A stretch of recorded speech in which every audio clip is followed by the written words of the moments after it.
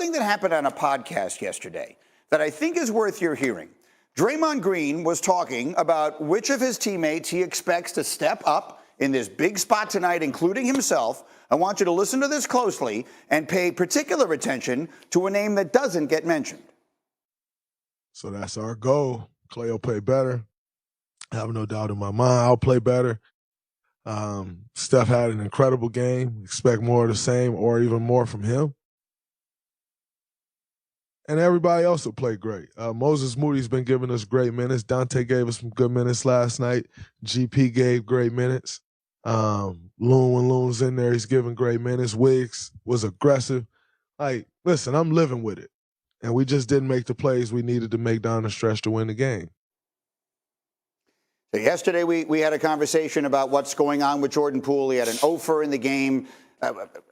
You can't help but notice that he's the one name that doesn't get mentioned there. Yeah, definitely. It's almost as if you say, wow, have they given up that they're going to get a contribution from Jordan Poole? And this is a guy that averaged 20 points a game for them. He's also the only other guy they have that you can put in ball screen offense and go create something. He's the closest replica to Curry when he's not on the floor. That they have, and he has been a complete non-factor since game one. You and I talked about it. You actually raised this, and I thought it was such a great point.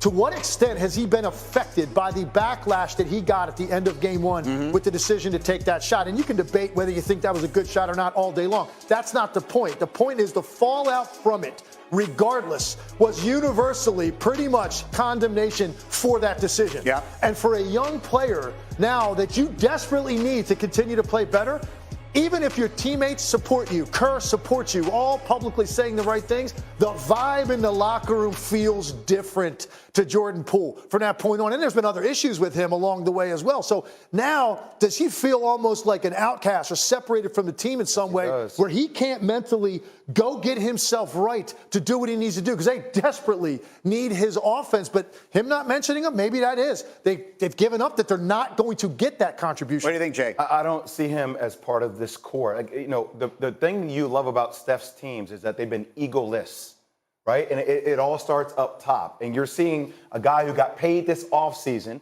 who has the ability to be great, who has an ego that now all of a sudden it doesn't align with what everybody else is trying to achieve. And I'll raise you one on your point about game one, Greeny. Go back to game 6 when they got blitzed at home. He's coming off during a timeout. Dre is trying to talk to him. He snatches his arm away from Dre. And at that moment, what do you see Steph Curry do? You see Steph Curry walk by Dre, walk over to Jordan, say something directly to Jordan's face, come back, and dap up Draymond Green.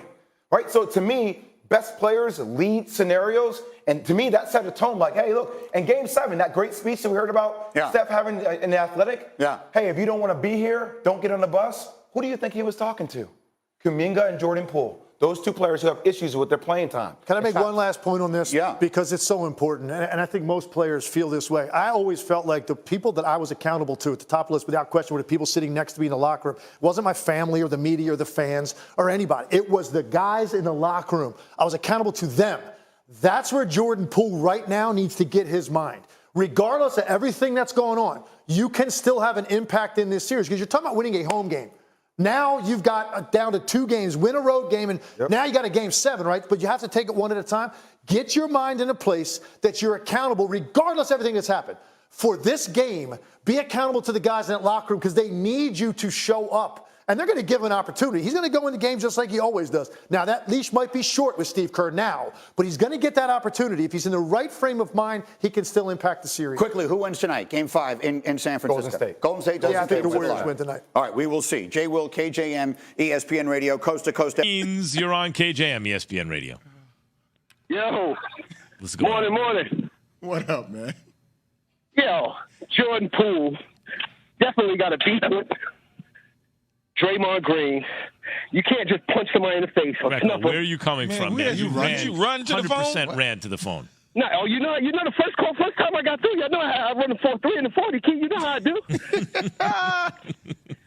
I'm at work. Now I'm at work. I have my own furniture delivery business. There you go. Okay. So I was just in the inside on the warehouse, and now I had to step out to talk to my guys this morning. All right, baby. So now, here we go. Jordan Poole would definitely have an issue with the squad, but he's not playing well. Cool. Draymond don't even average 15 points, but y'all say, or Max says, he's such a significant piece to that core group of Clay, Steph, and the Golden State Warriors. But Dre don't average 15 points. You could put P.J. Tucker there, and I bet you that you would have the same results with those 4 titles without Draymond and P.J. Tucker or any other body that you're going to put in there. No, I can't. I can't rock with you on that one.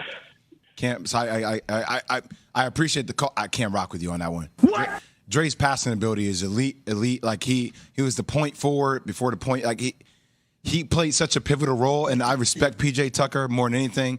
P.J. Tucker's defense is critical, but the playmaking ability and the rebounding that he brings to the table and the interior, it's different. Can I ask you something, Jay, about Dre? Why? Because there was a year or two where Steph was creating all this space and the Splash Brothers, and Dre was shooting like close to 40% from 3, right? That was the death lineup, how they played 5 out. And is it just that the league adjusted to it? Like, why is it that is it just an anomalous year? It just happened to be that way? What happened to that ability? Well, I don't know what happened to it personally, but I do know that the rest of the league has mimicked the style in which Golden State has played. Like, now think about how many threes teams shoot. Like, analytics have pushed the league to that way. So the rest of the league, stylistically, has adapted to the way the Golden State Warriors play. Cortez in Atlanta. You're on KJM. How y'all doing today, man? What's up, Cortez? I have 2 points about Jordan Poole. One, he has to play well because